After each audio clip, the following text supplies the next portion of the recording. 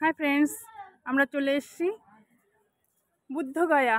দেখুন এখানে কত বড় এক বুদ্ধ মূর্তি।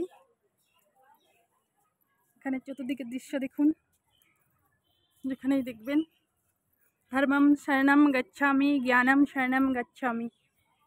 সব মনে হচ্ছে এখনও দাঁড়িয়ে সেই শ্লোক বলেই চলেছে, ধর্মম শরণম গচ্ছামি, জ্ঞানম শরণম গচ্ছামি। দেখুন আকাশ ছোঁয়া এক বড় মূর্তি, বুদ্ধ মূর্তি। দেখুন জায়গায় জায়গায় বুদ্ধ মূর্তি রয়েছে।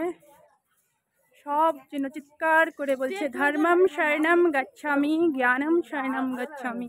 দূর দূর থেকে এখানে লোক এসছে সব বুদ্ধদেবকে দেখার জন্য, বুদ্ধ মন্দির দেখার জন্য। এখানে একটি বুদ্ধ মূর্তি রয়েছে, এখানে নাম শুদ্ধ দেওয়া রয়েছে মহাকাশাপ্পা। প্রতিটি জায়গায় জায়গায় নাম শুদ্ধ দেওয়া রয়েছে। দেখে নিন ভালো মতো।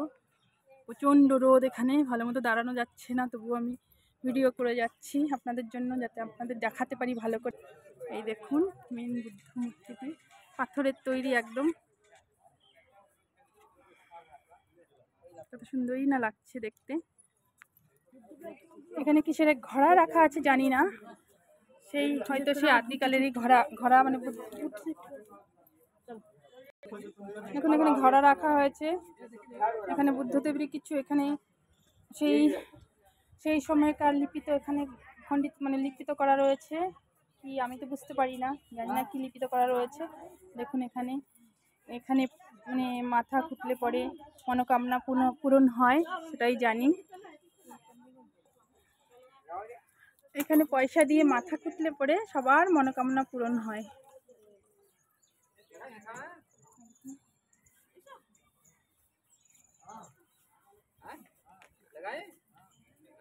প্রচন্ড রোদ, সূর্যিটা একদম, সূর্যি মামা একদম বুদ্ধদেবের পেছনেই আছে। রোদে আমরা দাঁড়াতে পারছি না। বহু শরণার্থীরা এখানে এসে দেখছেন সব বুদ্ধদেবের মন্দিরে। দেখুন চারিধারে এত শান্তির পরিবেশ।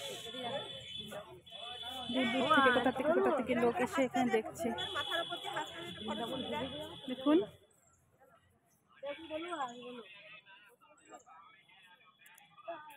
এখনো যেন বলছে ধর্মম শরণম গচ্ছামি, জ্ঞানম শরণম গচ্ছামি।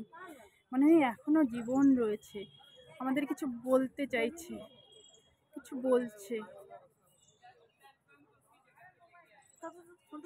হে দেব সবার ভালো করো।